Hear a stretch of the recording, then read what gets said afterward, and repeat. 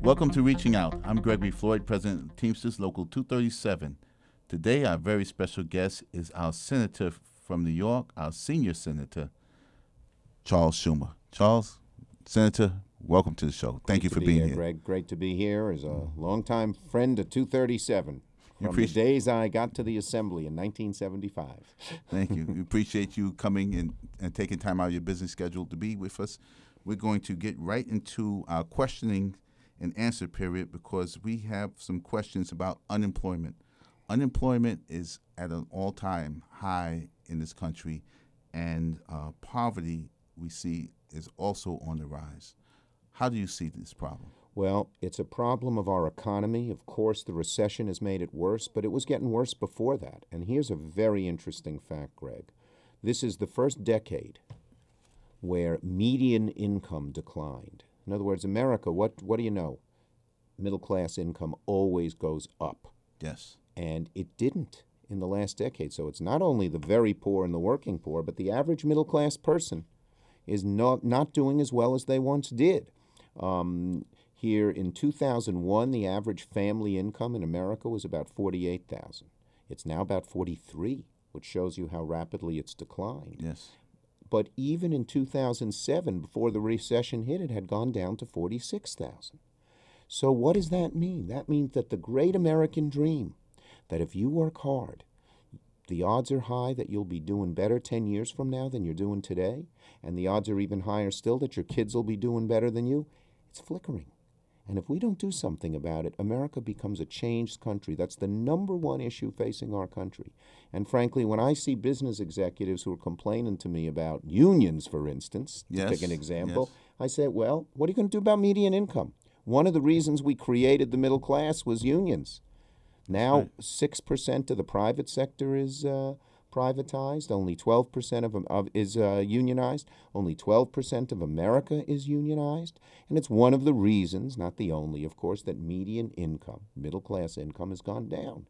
And, of course, poverty, when you have unemployment, it raises poverty. So we have to create jobs. And the good news is that I think the president, who's been focused on deficit cutting up to now, and, you know, we do have a long-term deficit problem, it can't be denied, but is now focused like a laser on jobs. His jobs proposal, while it's not quite as robust as it would be if I had written it, is pretty good, and he's been out there on the hustings talking about jobs. And we had two of the president's top advisors at our Democratic Caucus Senate lunch yesterday, and we said, now he's got to keep at it, focus like a laser on jobs, and what we asked them to do is go tell the American people who is for creating jobs and who's for blocking creating jobs. Well, we are facing an attack in labor. It started in Wisconsin, and we believe it's here in the state that public employees are being scapegoated for what's going on with this economy. We're actually being blamed for the financial problems of America. Yeah, this is ridiculous. I mean, for people to think that a nurse or a teacher or a public housing worker is the reason we have the crisis in America is absurd. But the hard right has a lot of power. They came in 2010 when people were discontent about the economy and said, the answer to your problem is cut government. Cut, cut, cut, cut, cut. Well, it's wrong. It doesn't work. And I would simply say that I think they've reached their high water mark. The governors who have proposed cutting back on the right to collectively bargain, Kasich in Ohio, the fella whose name slips my mind in Wisconsin. Scott Walker. Yes. Their popularity is in the tubes, and there's a recall movement against Scott Walker, which could succeed. Kasich is struggling. Yes. All of those governors who have proposed the kinds of dismantling of collective bargaining are getting hurt. Because the public knows. The public knows that, as I said, median income has declined, and one of the few forces that gives the average worker an ability to at least earn a life of some dignity. No one's going to become rich being a public worker. No, we're not. But is the union movement. One of the things I was proud to do was help federalize a lot of the public housing. I know this applies to your folks in New York City, but not just in New York City, around the whole state. It was in places like Albany and Glens Falls and Plattsburgh and Rome. That's not Rome, Italy, but Rome, New York. And it really helped pay for the housing, helped upgrade the housing, helped make sure we had enough people to take care of the housing. Well, we have a big fight going on, and I need your support and your local support. I'm glad you brought that up. Yeah.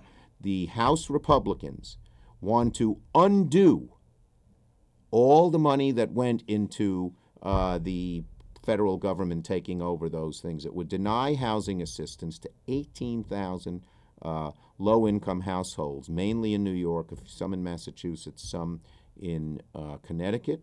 It would discourage private investors from future investments in low-income housing. NYCHA, for instance, would lose $200 million in financing from Citigroup, which participated. So we have to fight this tooth and nail.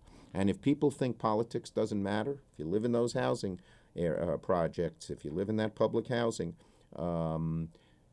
having a Democratic Senate to stop this is vital. Politics matter, and what we're going to do is we're going to make sure that we get this out to everyone in housing, and we're going to tell them about the broadcast. We're going to make it available for them, and we're going to give them DVDs. What can people do, the ordinary citizen, because I know that we're going to get involved. What can they do to help? Well, I think they should make sure they let their Congress people tend to be our Democrats in New York City, and they oppose this, but the Republicans control. But the best thing that can be done is make sure that the New York Housing Authority reaches out to all their other fellow housing authorities throughout the country and puts pressure on the senators not to do this. Yes, and we're going to be doing that.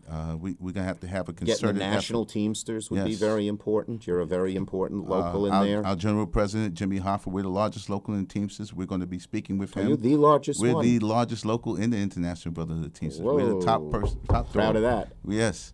So we're going to. When I first ran, in 1980, and when I ran against D'Amato, no one thought I could beat him, but I had 237 in my corner. Yes, I remember the old Barry Does anyone remember, any of your people remember the old Barry Feinstein days? We still talk about him. But you know something? I remember that race, and I remember the headlines. It was, "You beat Senator Pothole." He was known for being Senator Pothole. And I had great support, and that's something I'll never forget. And Labor was in my corner all the way. It was great. Thank you. And thank you for bringing up public housing, and thank you for letting us know about that very important issue. I've been a defender of public housing. I work hard for public housing. People forget. New York City, we have 600,000 people living in public housing. That's more than most cities have total people. It might be more than some states, too. That's right, a few states. Yes. That's right. You should get your own congressman. Hey, we're going to suggest that. I'll tell you a little story. I was 23 years old, and I had worked. My father was an exterminator. He didn't, he didn't go to college, and so my parents, struggled, and they sent me to college, and I went to law school. They helped there too, and I worked, and I got a job working for a big fancy law firm between the summer of my second and third year. I worked there. I hated it. I was pushing a pencil for somebody I didn't know, somebody I didn't care about, and from reading about what some of these folks did, I wouldn't like them if I met them. Yes. And my father hated his job as an exterminator. And Sunday nights, my sister and brother and I would hear him pacing the floor Sunday at 2 a.m. because he hated going to work that Monday morning.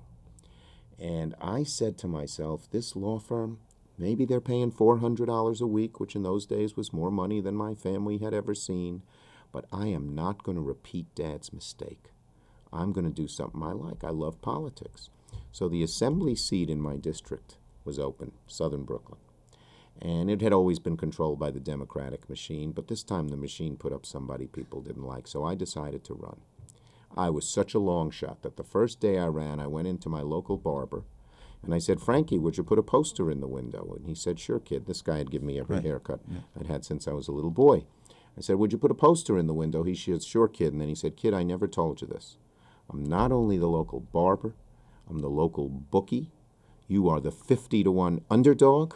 How much you want to bet on yourself? You've been listening to Reaching Out. I'm Gregory Floyd. Our very special guest was our senator from New York, Charles Schumer. Thank you very much for being on our show. Great to be here. Thank you.